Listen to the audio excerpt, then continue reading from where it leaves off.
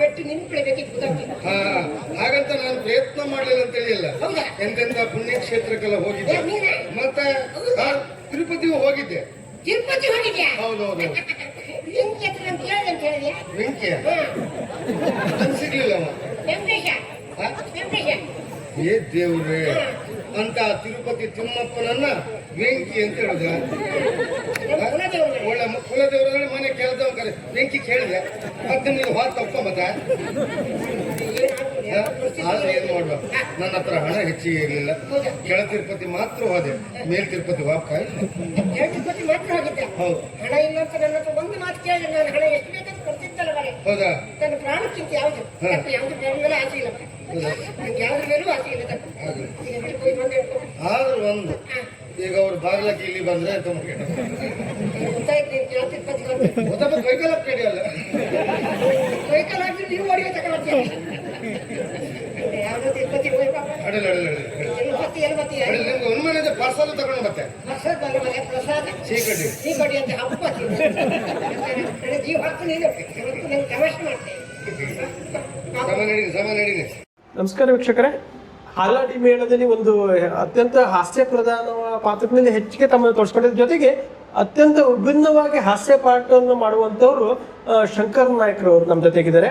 ಅವರು ಆ ಯಕ್ಷಗಾನಕ್ಕೆ ಏನಕ್ಕೆ ಬರ್ತಾರೆ, ಯಕ್ಷಗಾನದಲ್ಲಿ ಅವ್ರಿಗೆ ಏನಕ್ಕೆ ಒಲವು ಮೂಡುತ್ತೆ, ಹೇಗೆ ಒಲವು ಮೂಡುತ್ತೆ ಅನ್ನೋದನ್ನ ಅವರ ಒಂದು ಕಿರುಪರಿಚಯ ಮೂಲಕ ನಿಮಗೆ ತಿಳಿಸ್ಕೊಡ್ತೀವಿ.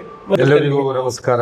ನಿಮಗೆ ನಾನು ಕುಂದಾಪುರ ತಾಲೂಕು 74ನೇ ಉಳ್ಳೂರಿನಲ್ಲಿ ರಾಮನಾಯಕ ಬಚ್ಚಿನಾಯ್ತಿ ಇವರ ಒಬ್ಬನೇ ಮಗನಾಗಿ ಜನಿಸಿದವ. ಸಣ್ಣ ವಯಸ್ಸಿನಲ್ಲಿ ತಾಯಿಯನ್ನು ಕಳ್ಕೊಂಡೆ. ಕೊಡು ಬಡತನದಲ್ಲಿ ಬೆಳೆದವರು ನಾವು. ಆರ್ಥಿಕ ಪರಿಸ್ಥಿತಿಯಲ್ಲಿ ಉತ್ಪತ್ತಿ ಏನೂ ಇಲ್ಲ, ಹೊಟ್ಟೆಪಾಡಿಗಾಗಿ ದುಡಿಬೇಕಾದ್ದು ಅನಿವಾರ್ಯ. ಆದರೆ ತನ್ನ ತಂದೆಯವರಿಗೆ ನಾನೊಂದು ವಿದ್ಯಾವಂತನಾಗಬೇಕು ಎನ್ನುವ ಹಾಗೆ ಮನಸ್ಸಿದ್ದಿತ್ತು. ಆದರೆ ವಿದ್ಯಾವಂತನಾಗುವ ಯೋಗ ಭಾಗ್ಯ ನನ್ನ ಪಾಲಿಗಿಲ್ಲ. ಏನು 4ನೇ ತರಗತಿಯವರೆಗೆ ಓದಿದೆ. ನನ್ನ ಮಾವನಂತ ಉಳ್ಳೂರು ನಾರಾಯಣ ನಾಯ್ಕ, ಅವ ಕಳವಾಡಿ ಮೇಳದಲ್ಲಿದ್ದ, ನಾನು ಹಾಸ್ಟೆಲ್ನಲ್ಲಿದ್ದೆ. ಅವಾಗ ಹೀಗೆ ಒಂದು ದಿವಸ ಅವನ ಜೊತೆಯಲ್ಲಿ ಹೋದಾಗ ಯಕ್ಷಗಾನದ ಬಗ್ಗೆ ತುಂಬ ಒಲವು ಮೂಡಿತು. ಈ ಸುಮಾರು ಯಾವ ವಯಸ್ಸಿಂದ ನೀವು ಯಕ್ಷಗಾನಕ್ಕೆ ಬರ್ತೀರಾ? ಸಾಧಾರಣ 1970 ಮೇ 1ರಲ್ಲಿ ಹುಟ್ಟಿದವ ನಾನು. 15-16 ವರ್ಷದಲ್ಲಿ 15-16 ವರ್ಷಕ್ಕೆ ನಿಮ್ಮ ಪರಿಸರ ಹೇಗೆ ಯಕ್ಷಗಾನಕ್ಕೆ ಪೂರಕವಾಗಿ? ಇಲ್ಲ, ನಮ್ಮ ಪರಿಸರದಲ್ಲಿ ಯಕ್ಷಗಾನದಲ್ಲಿ ಆಸಕ್ತಿ ಇದ್ದಿತ್ತು. ಆದ್ರೆ ನಮ್ಮ ಮನೆತನದಲ್ಲಿ ಯಾರು ಯಕ್ಷಗಾನದ ಬಗ್ಗೆ ಒಲವಿದ್ದವರು ಯಾರು ಇಲ್ಲ. ನನ್ನ ಮಾವ ಆ ವರ್ಷ ಯಕ್ಷಗಾನಕ್ಕೆ ಹೋಗಿದ್ದ ಎನ್ನುವ ಕಾರಣಕ್ಕಾಗಿ ಅವನ ಜೊತೆಯಲ್ಲಿ ನಾನು ಹಾಸ್ಟೆಲಲ್ಲಿದ್ದವ, ಮೇಳದಲ್ಲಿ ಇದ್ದೆ. ಒಳ್ಳೆ ಹೊಟ್ಟೆ ತುಂಬ ಊಟ, ಯಕ್ಷಗಾನ ನೋಡ್ಲಿಕ್ಕೆ ಆಗ್ತಾ ಇತ್ತು. ಅದರಲ್ಲೇ ಆಸಕ್ತನಾದೆ. ಹಾಗೆ ಬರಬರದ ವಿದ್ಯೆ ಬಗ್ಗೆ ಕುಂಠಿತವಾಯಿತು. ಮತ್ತೆ ಯಕ್ಷಗಾನ ಬಗ್ಗೆ ಒಲವು ಹೆಚ್ಚಾಯಿತು. ನಾನು ಒಬ್ಬ ಕಲಾವಿದನಾಗಬೇಕು ಎನ್ನುವ ಹಾಗೆ ಬಯಕೆ ಹುಟ್ಟಿದ್ದು. ಹಾಗಂತ ನನಗೆ ಗುರುಗಳಿಲ್ಲ. ಯಾಕೆಂದ್ರೆ ಯಾರು ಕಲಿಸ್ತಾರೆ, ಯಾರು ಕಲಿಬೇಕು ಹೇಗಂತ ನನಗೂ ಗೊತ್ತಿಲ್ಲ. ಅದು ಕಲಿಬೇಕಂತ ಆಸಕ್ತಿ ಇದ್ದಿತ್ತು. ಆಮೇಲೆ ಕಮಲಸೇನೆ ಮೇಳಕ್ಕೆ ಕೆಲಸಗಾರನಾಗಿ ಸೇರ್ಕೊಂಡೆ. 5 ವರ್ಷಗಳ ತನಕ ಕೆಲಸಗಳನ್ನು ಮಾಡಿದೆ. ಕೆಲಸಗಾರನಾಗಿ ಒಂದು ಯಕ್ಷಗಾನಕ್ಕೆ ಎಂಟ್ರಿ ಕೊಡ್ತೀರಾ? ಹೌದು. ರಂಗಸ್ಥಳ, ಚೌಕಿ, ಹಾರ್ಮೋನಿಯಂ ಎಳೆದು, ಆಮೇಲೆ ಸೌಂಡ್ಸ್, ಸೌಂಡ್ಸ್, ಆಮೇಲೆ ಅಡ್ಡಿ ಬೇಡಿಕೆ ಅಂದ್ರೆ ಅದನ್ನೆಲ್ಲ ಮಾಡಿ ಹೀಗೆ ವರ್ಷ ನೋಡ್ತಾ ಕಲಿತಾ ನೋಡಿ ಕಲ್ತೆ ಬಿಟ್ರೆ ನನಗೆ ಗುರುಗಳೇ ಇಲ್ಲ ಅಂತ ತಿಳಿಯಲ್ಲ. ಕೋಟ ಸುರೇಶ್ ಬಂಗೇರ್ ಅವರು ಆವಾಗ ಈಗೆಲ್ಲ ರೆಡಿಮೇಡ್ ಅಲ್ಲ, ಆವಾಗ ರೆಡಿಮೇಡ್ ಅಲ್ಲ, ಇಲ್ಲ ಅಟ್ಟೆ ಕಟ್ಟು, 3 ಅಟ್ಟೆ ಕಟ್ಟುವಾಗ ಕಳ್ಚಿ ಕೆಳಗೆ ಬೀಳ್ತಿತ್ತು. ಅವ್ರು ನೋಡ್ತಾ ಇದ್ರು, ಬಂದು ಅದನ್ನು ಸರಿ ಮಾಡಿ ಹಾಗಲ್ಲ ಹೀಗಂತೇಳಿ ಹೇಳಿ ಕ್ಯಾದಮಲ್ಲಿ ಮುಂದೆ ಕಟ್ಟುವುದಕ್ಕೆ ಗುರುಗಳವರಾಗಿದ್ರು. ಹಾಗೆ ಕಮಲಸೇನೆ ಮೇಳದಲ್ಲಿ 5 ವರ್ಷಗಳ ದುಡಿದೆ. ನಂತರ ನಾಗರಕೊಡಿಗೆ ಮೇಳಕ್ಕೆ ಹೋದೆ. ಅಲ್ಲಿ ದ್ಯಾವಪ್ಪ ಗಾಣಿಗರ್ ಅಂತ ಹೇಳಿ ಹಿರಿಯ ಹಾಸ್ಯಗಾರರು, ಹೌದು, ಅವರ ಜೊತೆಯಲ್ಲಿ ಅವರು ಕ್ಯಾಂಪ್ ಮ್ಯಾನೇಜರ್ ಮತ್ತೆ ಹಾಸ್ಯಗಾರರು ಆಗಿದ್ರು. ಹಳೆಯವರಾದ್ರಿಂದ ನೀನು ಅವ್ರ ಜೊತೆಯಲ್ಲಿ ನಾನು ವನಪಾಲಕ, ಕಿರಾತ ಪಡೆ ಇದೆಲ್ಲ ಹೋಗ್ತಾ ಇದ್ದೆ. ನೀನು ಹಾಸ್ಯಗಾರ ಅದು ಮಾಡು ಇದು ಮಾಡು ಅಂತೇಳಿ ನನಗೆ ಪ್ರೇರಣೆ ಕೊಟ್ಟರು. ಹಾಗೆ ನಾನು ಕಟ್ಟುವೇಷವನ್ನು ಮಾಡ್ತಾ ಇದ್ದೆ, ಜೊತೆಗೆ ಸಣ್ಣ ಪುಟ್ಟ ಹಾಸ್ಯ ಪಾತ್ರಗಳನ್ನು ಮಾಡ್ತಾ ಇದ್ದೆ. ಅಲ್ಲಿಂದ ಸೌಕೂರು ಮೇಳಕ್ಕೆ ಬಂದೆ. ಸೌಕೂರು ಮೇಳಕ್ಕೆ ಬರುವಾಗ ಮುಂಡದ ವೇಷಧಾರಿಯಾಗಿದ್ದೆ. ಆವಾಗ ನನಗೆ ಎದೇನೋ ಪ್ರಾರಂಭ ಆಯ್ತು. 1 ವರ್ಷ ಮೇಳಕ್ಕೆ ಹೋಗ್ಲಿಲ್ಲ. ಆಮೇಲೆ ನಮ್ಮ ಕೋಡಿಯವರು ಮಾರ್ಗದರ್ಶನ ಹೇಳಿದ್ರು, ನೀನು ಗಟ್ಟಿಯಾದ ವೇಷ ಮಾಡೋದು ಬೇಡ, ಕುಣಿಯುವುದೆಲ್ಲ ಬೇಡ, ಹಾಸ್ಯ ಸೇರ್ಕೊ ಅಂತ ಹೇಳಿದ್ರು. ಅದ್ರ ಮೇಲೆ ಸುಳ್ಗೊಂಡ ನಾರಾಯಣ ಪ್ರಧಾನ ಹಾಸ್ಯಗಾರರಾಗಿದ್ರು. ನಾನು ಸಹ ವಿದೂಷಕನಾಗಿದ್ದೆ. ಕೆಲವು ವರ್ಷಗಳು ಅವ್ರ ಜೊತೆಯಲ್ಲೇ ಇದ್ದೆವು. ನಾವು ಇಷ್ಟೆಲ್ಲ ತಯಾರಾಗೋದಕ್ಕೆ ಮೂಲ ಕಾರಣ ಕೋಡಿ ವಿಶ್ವನಾಥ್ ಗಾಣಿಗರು. ಅವರದೊಂದು ಭಯ ಇದ್ದಿತ್ತು. ಅವರ ಭಯದಿಂದ ನಾವು ಇಷ್ಟೆಲ್ಲ ತಯಾರಾಗಿದ್ದೇವೆ. ನಾವಂತೂ ತನ್ನ ತಿಂತ ಅಂತ ಹೇಳಿದ್ರೆ ಅವ್ರು ಹೆಚ್ಚಿಕೊಂಡು ನೆನೆಸ್ಕೊಳ್ಳೇಬೇಕಾಗ್ತದೆ. ಹಾಗೆ 19 ವರ್ಷಗಳ ಕಾಲ ಸೌಕೂರು ಮೇಳದಲ್ಲಿದ್ದೆ. ಅಲ್ಲಿಂದ ಅಲ್ಲಿ ಪ್ರಧಾನ ಹಾಸ್ಯಗಾರನಾಗಿ ನನ್ನ ಜೊತೆಗೆ ಸಹ ಹಾಸ್ಯಗಾರನ ಚಂದ್ರಕುಲಾಲ ಹಾಲಾಡಿ ಅಂತೇಳಿ. ನಿಮ್ಗೆ ಹಾಸ್ಯಗಾರ ಅದೇ ಇದಕ್ಕೆ ಬರ್ಬೇಕಂತ ಹೇಗೆ ಅನ್ಸುತ್ತೆ? ಹೇಗಂತ ಹೇಳಿದ್ರೆ ನಮ್ಮ ಅವರೆಲ್ಲ ಹೇಳಿದ್ರು, ಅಂದ್ರೆ ಈ ಮುಂಡವೇಶ ಮಾಡಿದ್ರೆ ಅಥವಾ ಕಟ್ಟು ವಿಷಯ ಮಾಡಿದ್ರೆ ಕುಣಿಬೇಕು, ಹಾರ್ಟಿನ ಸಮಸ್ಯೆ ಇರುತ್ತೆ. ಆಮೇಲೆ ನಮ್ಗೆ ತುಂಬಾ ಸಹಕಾರ ನೀಡಿದ್ರು ರಾಘವೇಂದ್ರ ಮೈದ್ರು, ಕೋಡಿ ವಿಶ್ವನಾಥ ಗಾಣಿಗರು, ಕೋಟ ಸುರೇಶಣ್ಣ, ಹಿರಿಯ ಕಲಾವಿದರು ತುಂಬಾ ಜನ ಇದ್ದಾರೆ. ಅಲ್ಲಿಂದ ಮೇಳ ಬಿಟ್ಟೆ, ಕಿಶನಗಡೆ ರೆಜಿಮೆಂಟ್ವನ್ನು ಬಿಟ್ಟೆ, ಅಲ್ಲಿ ನೀಲವರ ಬೆಳಕು ಹೋದೆ ಕರ್ಣಕಾರ ಶೆಟ್ಟರ್ ಜೊತೆಯಲ್ಲಿ. ಅಲ್ಲಿ 4 ವರ್ಷ ತಿರುಗಾಟ ಮಾಡಿದೆ. ಅಲ್ಲಿಂದ ಹಾಲಾಡಿ ಮೇಳದಲ್ಲಿ ಈಗ 13 ವರ್ಷಗಳಿಂದ ನಿರಂತರ ಹಾಸ್ಯಗಾರನಾಗಿ, ಅದು ಒಂದು 3-4 ವರ್ಷದಿಂದ ಹಾಲಾಡಿ ಮೇಳದ ಕೀರ್ತಿ ಅನ್ನೋದು ಹೆಚ್ಚುತ್ತಾ ಇದೆ. ನಿಮ್ಗೆ ಅದು ಗೊತ್ತಿರುವಂತ ವಿಷಯ. ಇದಕ್ಕೆ ಕಾರಣ ನಾನು ಒಬ್ಬನೇ ಅಂತ ಹೇಳುವುದಿಲ್ಲ. ನನ್ನ ಸಹಪಾಠಿ ಕಲಾವಿದರು, ಹಿರಿಯ ಕಲಾವಿದರು ಇರಬಹುದು, ತೊಂಬಟೂರು ಅಥವಾ ವಿಜಯ ಗಾಣಿಗ ಅಥವಾ ಸುಧೀರ್ ಉಪ್ಪೂರು, ಆಮೇಲೆ ಸುಕುಮಾರ್ ಜೀರ್ಜೆಡ್ಡು, ನಮ್ಮ ಹಿರಿಯ ಕಲಾವಿದರು ಎಲ್ಲ ಸೇರಿ, ನಾನು ಒಬ್ಬನೇ ಅಂತಲೇ ಎಲ್ಲ ಕಲಾವಿದರ ಪ್ರಯತ್ನದಿಂದ ಈ ರೀತಿ ಪ್ರಚಾರ ಬರೋದಕ್ಕೆ ಕಾರಣವಾಯಿತು. ಮತ್ತೆ ನಮ್ಮ ಹೊಸ ಪ್ರಸಂಗ ಆಗ್ಲಿ, ಹಳೆ ಪ್ರಸಂಗ ಆಗ್ಲಿ, ಯಾವುದೇ ವೇಷ ಮಾಡಿದ್ರು ಸರಿ ಎನಿಸಿಕೊಂಡಿದ್ದೆ. ಹಾಗಂತ ನಾನು ಚೌಕಟ್ಟು ಬಿಟ್ಟು ಹೊರಗೆ ಹೋಗುದಿಲ್ಲ. ಎಷ್ಟು ಬೇಕೋ ಅಷ್ಟೇ, ರಂಗಕ್ಕೆ ಎಷ್ಟು ಬೇಕು ಬೇಡದಿದ್ದೆಲ್ಲ ಕೆಲವರೆಲ್ಲ ಬೇಡ, ಬೇರೆ ವಿಷಯ ಬೇಡ, ನಮ್ದು ಏನು ಗೊತ್ತುಂಟು ಅಷ್ಟು ಬಿಟ್ರೆ ಮತ್ತೆ ಅದಕ್ಕಿಂತ ಹೆಚ್ಚಿಗೆ ಜಾಸ್ತಿ ಕಲ್ತಲ್ಲ.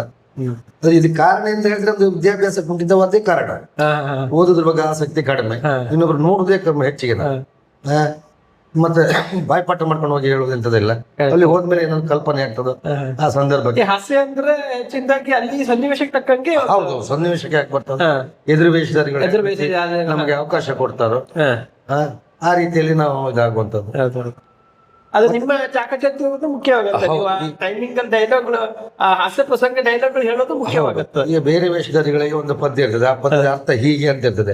ಹಾಸ್ಯಗಾರ ಇರಲ್ಲ, ಹಾಸ್ಯಗಾರ ಪದ್ಯಗಳಿರುತ್ತಲ್ಲ, ಹೀಗೆ ಅರ್ಥ ಅನ್ನೋದು ಇರುವುದಿಲ್ಲ. ಹಾಗಾಗಿ ಹಾಸ್ಯ ಪಾತ್ರ ಮಾಡೋದು ಬಹಳ ಕಷ್ಟ. ಆದ್ರೆ ಹಾಸ್ಯದಷ್ಟು ನಿಮ್ಗೆ ಸಮಯ ಪ್ರಜ್ಞೆನಷ್ಟೇ ಇರ್ಬೇಕಾಗತ್ತೆ. ಹೌದೌದು. ಹಾಸ್ಯ ಸ್ವಲ್ಪ ಅಪಾಸ್ಯ ಆಗ್ಬಿಟ್ರೆ ಕೆಡದಾಗ್ಬಿಡುತ್ತೆ. ಹೌದೌದು. ಪ್ರೇಕ್ಷಕ ವರ್ಗನ ಅಟ್ರಾಕ್ಟ್ ಮಾಡ್ಬೇಕಾದ್ರೆ ಮೇನ್ ಹಾಸ್ಯಗಾರ. ಮೊದಲೆಲ್ಲ ಹಾಗೆ ಯಾವ್ದೋ ಒಂದು ಜಾತಿಯ ವಿಷಯ ಹೇಳ್ಕೊಂಡ್ರೆ ಏನ್ ಬೇಕಾದ್ರೂ ಗಮ್ಮತ್ ಮಾಡ್ಬೋದಿತ್ತು ವಿಷಯ. ಈಗಾಗಲ್ಲ, ಯಾವ ಜಾತಿಯ ವಿಷಯ ಹೇಳಲಿಕ್ಕೂ ಇಲ್ಲ. ಹೌದು, ಭಾರಿ ಜಾಗ್ರತೆ ಬೇಕು. ಅಷ್ಟೇ ಸಡನ್ ಆಗಿ ಮಾಡ್ತಾರೆ. ಆದಂತ ನಿದರ್ಶನಗಳು ಇದೆ ನನ್ನ ಜೀವನದಲ್ಲಿ. ಆಗಿದೆ. ಅಂತದೇನೋ ನೆನ್ಸ್ಕೋಬಹುದು ಈ ಸಂದರ್ಭದಲ್ಲಿ. ಆ ಸಂದರ್ಭದಲ್ಲಿ ಅಂತ ಹೇಳಿದ್ರೆ, ಈ ರತಿ ಕಲ್ಯಾಣದಲ್ಲಿ ಪಂಚಪಾಂಡವರು ಎನ್ನುವಂತದ ಒಂದು ಕತೆ ಉಂಟು. ಆ ಸಂದರ್ಭದಲ್ಲಿ ದೂತನಾಗಿ ಪಂಚಪಾಂಡವರ ಕತೆ ಅಂತ ಹೇಳಿ ಹೇಳುದುಂಟು. ಅದಕ್ಕೆ ಉತ್ತರವಾಗಿ ಆವಾಗ ಪಾಂಡವರೊಬ್ಬ ಒಬ್ರು ಬಂದು, ಅದು ಹೇಗೆ ನೀವು ಯಾವ ಪಾವನ ಕೊಡ್ಲಿಕ್ಕಿದ್ದು ಹಾಗೆ ಹೇಗೆ ಅಂತೇಳಿ ಕೇಳಿದುಂಟು. ಕಡೆಗೆ ಅದು ಹಾಗಲ್ಲ, ಹೀಗೆ ಹಿಂದಿನವರು ಮಾಡ್ಕೊಂಡು ಬಂದು ಮರ ನಾವು ಏನ್ ಮಾಡಿದ್ದಲ್ಲ ಒಪ್ಕೊಂಡು ಹೋದ್ರು. ಅದ್ರ ಬಗ್ಗೆ ಮತ್ತೆ ಇದಾದದಿಲ್ಲ. ಸೊ ಅಂತ ಎಲ್ಲ ಸನ್ನಿವೇಶಗಳು ಬರ್ತದೆ ಎಲ್ಲದೂ ಬರ್ತದೆ. ನಾವು ಇವತ್ತೀಗ ರಂಗಸ್ಥಳದ ಹೇಳಿದ್ರೆ ನಾಳೆ ನಮ್ಗೆ ರಿಟರ್ನ್ ಫೋನ್ ಮಾಡಿ ಹೀಗೆ ಹೇಳ್ತಿದ್ದು ಸರಿಯಲ್ಲ, ಹೀಗೆ ಮಾಡಿ ಸರಿಯಲ್ಲ. ಹಾಗಾಗಿ ನಾವು ಕಲಾವಿದ ನಾವು ತಮಾಷೆಯಾಗಿ ಹೇಳಿದ್ರೆ ಅವರು ವೈಯಕ್ತಿಕವಾಗಿ ತಗೊಳ್ಬಿಟ್ಟು ಕಷ್ಟ ಆಗ್ತದೆ. ಇನ್ನೊಬ್ರಿಗೆ ಅದು ಇದು ಆಗ್ಬೋದು ಅಲ್ವಾ. ನಾವು ಆ ಸಂದರ್ಭಕ್ಕೆ ರಂಗಕ್ಕೆ ಮಾತ್ರ ಬೇಕಾಗುವಂತ ಶಬ್ದಗಳು ಬಳಸುದು ಬಿಟ್ಟೆ ಅದನ್ನ ಕೆಲವರು ವೈಯಕ್ತಿಕವಾಗಿ ತಗೊಂಡು ಏನೇನೋ ಮಾಡಿ ಮಾಧ್ಯಮದಲ್ಲಿ ಅದ ಏನೇನೋ ಮಾಡಿ ಏನೇನೋ ಇದು ಮಾಡಿ ಬಿಡ್ತಾರೆ. ಬೇರೆ ರೀತಿ ಅರ್ಥ ಈ ಮೊಬೈಲ್ ಯುಗ ಆಗೋದ್ರಿಂದ. ಈಗ ಎಷ್ಟು ವರ್ಷಗಳ ಕಾಲ ನೀವು ಯಕ್ಷಗಾನದಲ್ಲಿ ಇದ್ದೀರಾ, ನಿಮ್ಗೆ ಯಾರೆಲ್ಲ ಸಹಕಾರ ನೀಡಿದ್ದಾರೆ ಅಂತ ಈ ಸಂದರ್ಭ ನೆನೆಸ್ಕೋಬೋದಾ? ಹಾಗಂದ್ರೆ ಯಕ್ಷಗಾನ ಅನ್ನೋದು ಕೆಲವರಿಗೆ ಹೇಗೇನು ಗೊತ್ತಿಲ್ಲ. ನನ್ನ ಬದುಕಿಗೆ ಒಂದು ಆಧಾರವಾಗಿದೆ. ನಾನು ಯಕ್ಷಗಾನ ಬದುಕಿನಲ್ಲಿ ನನಗೆ ಏನೆಲ್ಲ ಬೇಕು, ಮದುವೆ ಆಗಿದ್ದೇನೆ, 3 ಗಂಡು 1 ಹೆಣ್ಣು, ಅವ್ರಿಗೆ ವಿದ್ಯಾಭ್ಯಾಸ ಕೊಡಿಸಿದ್ದೇನೆ, ಒಂದು ಮನೆ ಮಾಡಿದ್ದೇನೆ, ಎಲ್ಲವೂ ಯಕ್ಷಗಾನ ಬದುಕಿನಿಂದಲೇ. ಮತ್ತೆ ನನಗೆ ಬೇರೆ ಏನೂ ಉತ್ಪತ್ತಿ ಇಲ್ಲ. ಹಾಗಂತ ನಾನು 4 ಜನ ಗುರುತಿಸೋ ಕಾರಣವು ಈ ಯಕ್ಷಗಾನವೇ ಅಲ್ವಾ. ಎಲ್ಲಿಯೂ ಕುಂದಾಪುರ, ಎಲ್ಲಿಯೇ ಸಿರ್ಸಿ, ಎಲ್ಲಿಯೂ ಸಿದ್ದಾಪುರ, ಹಾಗಾಗಿ ಯಕ್ಷಗಾನ ಪ್ರಚಾರವನ್ನು ದೃಷ್ಟಿಯಿಂದಲೂ ಹೌದು. ನಮಗೆ ಒಂದು ಉತ್ತೇಜನ ಕೊಡ್ಲಿಕ್ಕೂ ಒಂದು ಯಕ್ಷಗಾನದ ಪ್ರೇಕ್ಷಕರು ಕಾರಣ ಇದ್ದಾರೆ. ಅವರೆಲ್ಲರ ಪ್ರೇರಣೆಯಿಂದ ನಾವು ಇಷ್ಟೊಂದು ಬೆಳೆಯುವುದಕ್ಕೆ ಕಾರಣ ಸಾಧ್ಯವಾಯಿತು. ಮತ್ತೆ ಸನ್ಮಾನಗೆ ನಮಗೆ ತುಂಬಾ ಆಗಿದೆ, ತುಂಬಾ ಕಡೆ ಆಗಿದೆ, ಅದು ಉಂಟು, ಇದೇನು ವಿಶೇಷ ಅಲ್ಲ. ಆದ್ರೂ ನಾವು ಈ ರೀತಿ ಬೆಳೆಯೋದಕ್ಕೆ ಕಾರಣ ಯಕ್ಷಗಾನ ಅಂತೇಳಿ ಹೇಳ್ತೇನೆ. ನನ್ನ ಬದುಕಿಗೆ ಏನೆಲ್ಲ ಬೇಕು ಅದನ್ನೆಲ್ಲ ನಾನು ಮಾಡ್ಕೊಂಡಿದ್ದೇನೆ. ಇನ್ನು ಆಯ್ತು 59 ವರ್ಷ ಆಯ್ತು. ಇನ್ನೀಗ ನಮ್ಮ ತಂಡದಲ್ಲಿ ಹಿರಿಯ ಕಲಾವಿದ ಅಂತ ಹೇಳಿದ್ರೆ ನಾನೇ.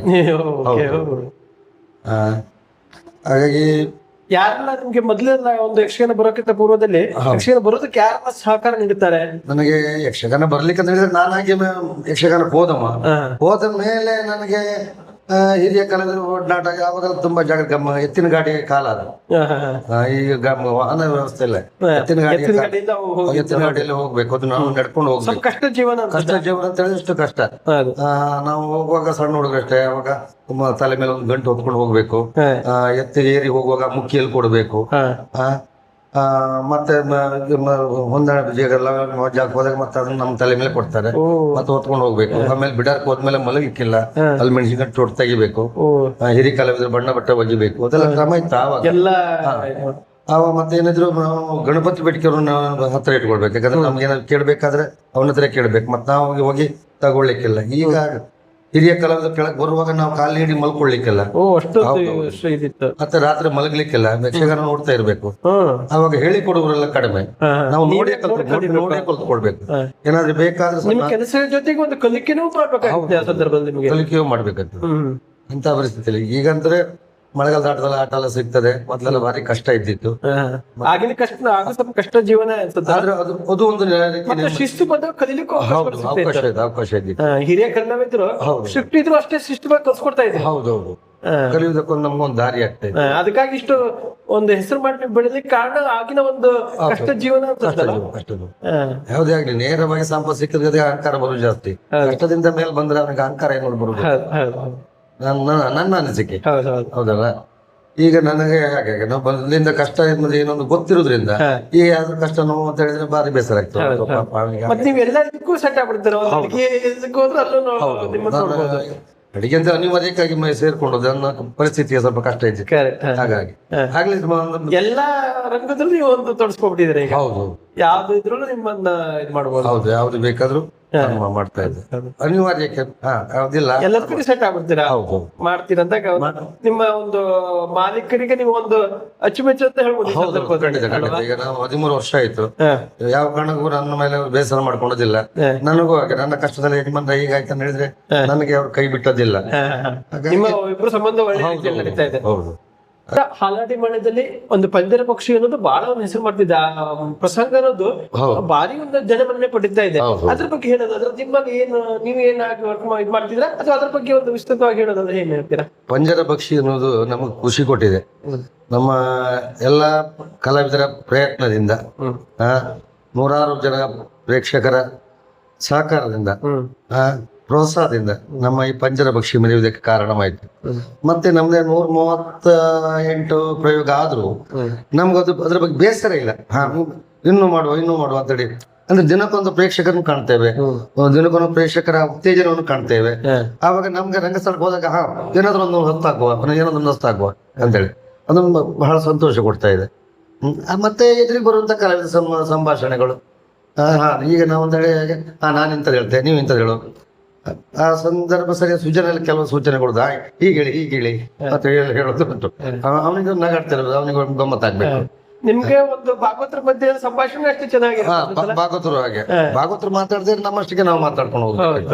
ಭಾಗವತರು ಮಾತಾಡ್ಸಿದ್ರೆ ನಮಗೊಂದು ಅವಕಾಶ ಆಗ್ತದೆ, ಭಾಗವತರು ಮಾತಾಡದೇ ಅದು ಕಷ್ಟ ಆಗ್ತದೆ. ಆಮೇಲೆ ಎದುರಿರುವ ಕಲಾವಿದರು ಹಾಗೆ, ಅವರು ಮಾತಾಡದಿದ್ರೆ ನಮಗೂ ಕಷ್ಟ ಆಗ್ತದೆ.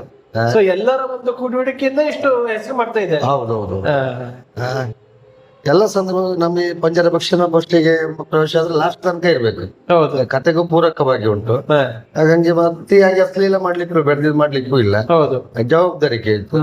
ಹಾಗಾಗಿ ಒಟ್ಟಾರೆ ಹೇಳುದು ಎಲ್ಲರ ರೀತಿಯಲ್ಲಿ ಎಲ್ಲರ ಸಹಕಾರ, ಎಲ್ಲ ಕಲಾವಿದರ ಒಮ್ಮನಸ್ಸಿನಿಂದ ಈ ಪಂಜರ ಪಕ್ಷಿ ಈ ರೀತಿ ಮೆರೆಯುವುದಕ್ಕೆ ಸಾಧ್ಯವಾಯಿತು.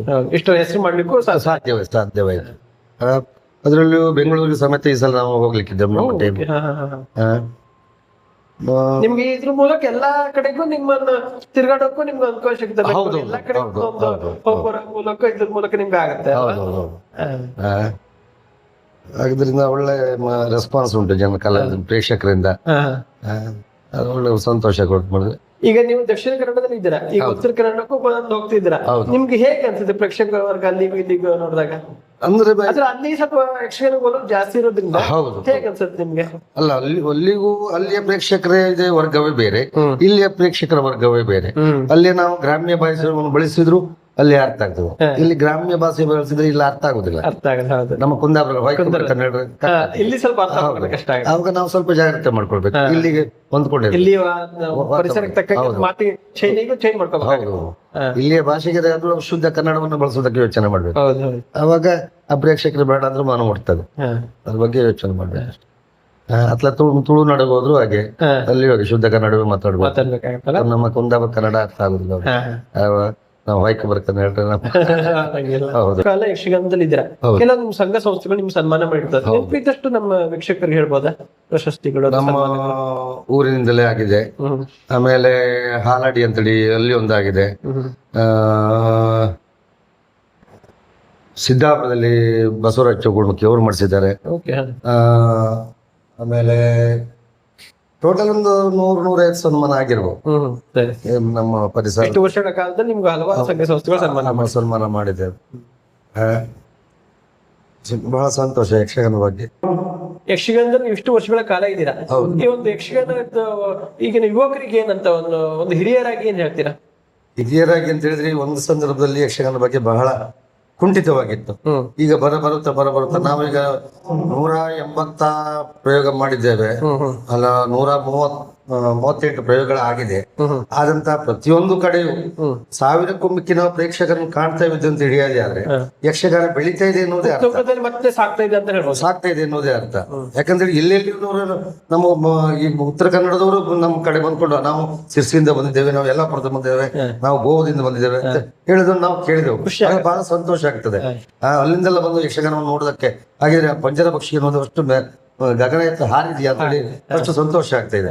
ಇನ್ನೂ ಕೂಡ ಯಕ್ಷಗಾನ ಯಾವತ್ತೂ ಕುಂಠಿತ ಆಗುವುದಿಲ್ಲ. ಪ್ರೇಕ್ಷಕರು ಹೊಸವಾಗಿ ಪ್ರೇಕ್ಷಕರು ತಯಾರಾಗ್ತಾ ಇದ್ದಾರೆ. ಅದರಲ್ಲಿ ನಮ್ಮಲ್ಲಿ ಉಡುಪಿ ಜಿಲ್ಲೆಯಂತೂ ಶಾಲೆಯಲ್ಲಿ ಯಕ್ಷಗಾನ ಮಕ್ಕಳನ್ನ ಕಲಿತಾ ಇದ್ದಾರೆ. ನಮ್ಮ ಕಲಿಸುವ ವ್ಯವಸ್ಥೆ ಉಂಟು, ಪ್ರತಿಯೊಂದು ಶಾಲೆಯಲ್ಲಿ ಉಂಟು. ಇನ್ನು ಹಾಗೆ ಈ ಕಡೆಯೂ ಎಲ್ಲ ಶಾಲೆಯಲ್ಲೆಲ್ಲ ತಯಾರಾಗ್ಲಿ. ಮತ್ತೆ ಈಗ ಕಲಿಯುವ ಆಸಕ್ತರು ಅವ್ರವ್ರ ಮನೆ ಕಲಾವಿದರಿಗೆ ಮಕ್ಕಳಿಗೆ ಕಲಿಸಿ ತಯಾರು ಮಾಡಿದ್ರೆ. ಈಗ ನನ್ನ ಮಗ ಭಾಷೆಗಾರನೇ, ಹೌದಾ? ಜಾಬ್ ನಲ್ಲೂ ಇದ್ದಾವ, ಜಾಬ್ ಮಾಡ್ಕೊಂತ ಗೊತ್ತಿಲ್ಲ, ಹವ್ಯಾಸಿಯಾಗಿ ನನ್ಗೆ ಗೊತ್ತಿಲ್ಲ. ಯಕ್ಷಗಾನ ಸೇರಿದ್ರೆ ನನ್ಗೆ ಗೊತ್ತಿಲ್ಲ ಅಂತ ರಕ್ತಗತವಾಗಿ ಬಂದಿದೆ ಅಂತ ಹೇಳಿದ್ರೆ ತಪ್ಪಾಗ್ಲಿ. ಹಾಗೆ ಯಕ್ಷಗಾನ ಬಗ್ಗೆ ಒಲವು ಮೂಡ್ಲಿಕ್ಕೆ ಈಗಿನ ಹುಡುಗರಿಗೆ ಅಂತ ಹೇಳ್ತಾ ನನ್ನ ಎರಡು ಮಾತು ಮುಗಿಸ್ತೇನೆ. ಇಷ್ಟೊತ್ತು ನಿಮ್ಮ ಯಕ್ಷಗಾನಕ್ಕೆ ಹೇಗೆ ಬಂದ್ರೆ ಇಷ್ಟು ವರ್ಷಗಳ ಕಾಲ ನೀವು ಯಕ್ಷಗಾನ ಇದ್ದೀರಾ, ಅದೆಲ್ಲದರೂ ಒಂದು ವಿಸ್ತೃತವಾಗಿ ತಿಳಿಸ್ಕೊಟ್ಟದಕ್ಕೆ ಮಲೆನಾಡು ಮೀಡಿಯಾ ಯೂಟ್ಯೂಬ್ ಪರವಾಗಿ ನಿಮ್ಗೆ ನಾನು ಧನ್ಯವಾದ. ನಮಸ್ತೆ ಸರ್.